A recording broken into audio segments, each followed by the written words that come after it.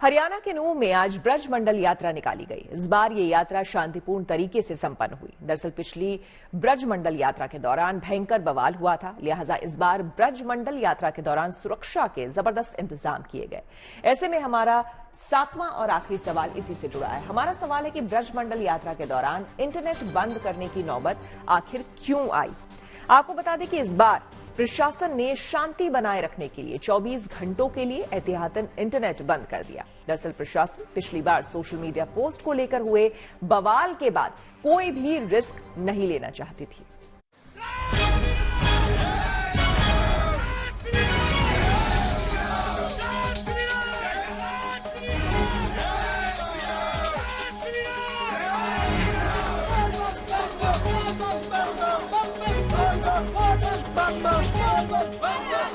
हरियाणा के नूंह में पिछले साल हुई हिंसा के बाद आज फिर पांडवकालीन शिव मंदिरों में ब्रजमंडल यात्रा निकाली गई।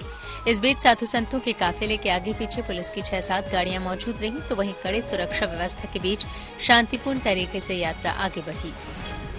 यात्रा की शुरुआत नलहरेश्वर मंदिर में जलाभिषेक के बाद हुई, जिसमें यात्रा में शामिल होने वाले साधु संतों और भक्तों ने भारी संख्या में हिस्सा लिया। हरियाणा के अलग अलग जिलों से जो भक्त हैं, यहाँ महाभारत काल का जो शिव मंदिर है वहाँ पर जल अभिषेक करने के लिए, पानी, दूध, शिवलिंग को जल चढ़ाने के लिए इकट्ठा हो गए हैं। पिछले साल देखा गया था कि नूंह का ये जो मंदिर है विवादों के घेरे में आया था। जब नूंह में दंगे देखे गए थे, 2 समुदायों के बीच पत्थरबाजी हुई थी। तकरीबन 1 साल बाद की आपको मैं अब तस्वीरें दिखा रहा हूँ कि जहाँ लोगों का जो हुजूम है वो आ रहा है मत्था टेकने के लिए, शिव शंकर के दर्शन करने के लिए। 80 किलोमीटर लंबी यात्रा के लिए प्रशासन की तरफ से सुरक्षा के पुख्ता इंतजाम किए गए थे। हिंसा की आशंका को देखते हुए प्रशासन ने नूंह में शाम 6 बजे तक इंटरनेट बंद किया था, तो वहीं सुरक्षा व्यवस्था बनाए रखने के लिए नूंह में 2000 पुलिसकर्मियों को तैनात किया गया। पुलिसकर्मी है वो यहाँ पर बुलाए गए हैं। उसके अलावा मंदिर परिसर के आसपास जितनी पहाड़ियां हैं उन पहाड़ियों पर भी नजर रखी जाएगी। भारी संख्या में पुलिस बल की तैनाती है। जमीन से आसमान तक कड़ी निगरानी रखी जाएगी, क्योंकि 1 साल पहले जिस तरीके से दंगे यहाँ पर भड़के हुए थे, उसके बाद पुलिस इस बार कोई चूक नहीं बरतना चाहती।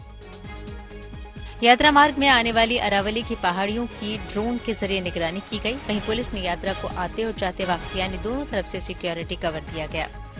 शोभा यात्रा हमारे हर वर्ष की तरह निकली, लेकिन पिछली बार कुछ बाहर के लोगों ने जो माहौल खराब करने का काम किया था, इसलिए थोड़ी ये प्रशासनिक व्यवस्था सरकार को करनी पड़ी। लेकिन मेवात में भाईचारा है, जो पीछे से आपको देखने को मिल रहा होगा। आप आए होंगे वहां से, गुड़गांव, दिल्ली से। दरअसल पिछले साल 31 जुलाई को नूंह में विश्व हिंदू परिषद की शोभा यात्रा पर हमला हुआ था। भारी भीड़ के हमला किए जाने के बाद हुई झड़प में 6 लोगों की मौत हो गई थी। लिहाजा इस बार यात्रा से पहले ही जिले में पुलिस और अर्धसैनिक बलों की तैनाती की गई है और ड्रोन के जरिए कड़ी निगरानी की गई। करीब 2000 लोगों को इस यात्रा को सफल बनाने के लिए हमने डिप्लॉय किया है, जिसमें CAPF के जो RF कंपोनेंट है, उसके अलावा IRB की 3 कंपनियां, 3 जो हमारी लॉ एंड ऑर्डर कंपनियां जो हमें रेंज से मिली है वो, और सारे जिला पुलिस। तो इसमें हर प्रकार से जो नई टेक्नोलॉजी, ड्रोन टेक्नोलॉजी को हम यूज करेंगे। हालांकि यात्रा शुरू होने से पहले ही हरियाणा के मुख्यमंत्री नायब सैनी ने प्रशासन को अलर्ट मोड पर रहने के आदेश दिए थे, जिसमें सीएम ने साफ कहा था कि कोई दिक्कत आती है तो उससे मुस्तैदी से निपटा जाए। मिलकर के आपस में हमें उस यात्रा को वो सफल करना चाहिए। द्वेष भावना से या कोई और दिक्कत उसकी तरफ नहीं जाना चाहिए। हमने प्रशासन को भी इसके लिए अलर्ट किया है कि अगर किसी प्रकार की कहीं से भी कोई गड़बड़ी आती है तो मुस्तैदी से उसके ऊपर। आज पांडवकालीन महादेव मंदिर में हरिद्वार से लाए हुए गंगा जल से शिव जी का जलाभिषेक कर यात्रा शुरू की गई और करीब 80 किलोमीटर की दूरी तय करके पुन्हाना खंड के गांव सिंगार के राधा कृष्ण मंदिर और श्रृंगेश्वर महादेव मंदिर पहुंचकर यात्रा का समापन हुआ। यात्रा के शांतिपूर्ण समापन के बाद प्रशासन ने राहत की सांस ली है।